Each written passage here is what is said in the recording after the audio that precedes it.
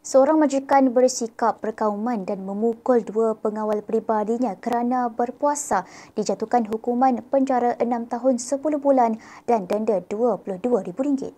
Chung Chi-yang, 47 tahun, didapati bersalah atas 3 pertuduhan membabitkan ugutan, kecederaan serta mengeluarkan perkataan dengan niat melukakan perasaan keagamaan terhadap Muhammad Azmi Nizam Zulkifli, 48 tahun dan Ahmad Syamsuri Zailani, 31 tahun pada 2021.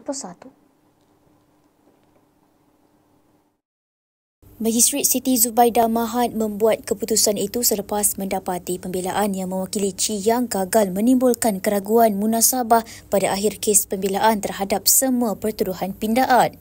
Bagi kes mengugut mengikut Seksyen 506 Kanun Keseksaan, tertuduh dihukum penjara 5 tahun dan denda RM10,000. Manakala kes kedua mengikut Seksyen 298 Kanun sama, iaitu mengeluarkan perkataan disengajakan untuk melukakan perasaan keagamaan mangsa, tertuduh dipenjara setahun dan denda RM10,000. Bagi kes sengaja menyebabkan kecederaan ke atas pengawal peribadi mengikut Seksyen 323 Kanun sama, tertuduh dipenjara 10 bulan dan denda RM2,000 dengan semua hukuman pemenjaraan berjalan berasingan.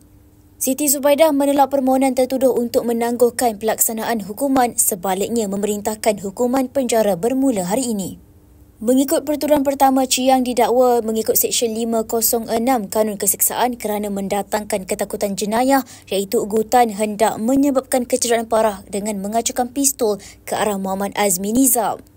Mengikut pertuduhan kedua, lelaki itu didakwa mengeluarkan perkataan mengaitkan Allah dan puasa dengan niat melukakan perasaan agama Islam yang didengar Muhammad Azmi Nizam dan Ahmad Syamsuri. Bagi pertuduhan ketiga, dia didakwa sengaja menyebabkan kecederaan ke atas Muhammad Azmi Nizam. Timbalan pendakwa raya Nurul Jannah Aimi dalam hujah berharap hukuman paling berat dikenakan kepada tertuduh supaya tiada lagi individu boleh menghina agama Islam atau menjadi angkuh serta bongkak selepas ini.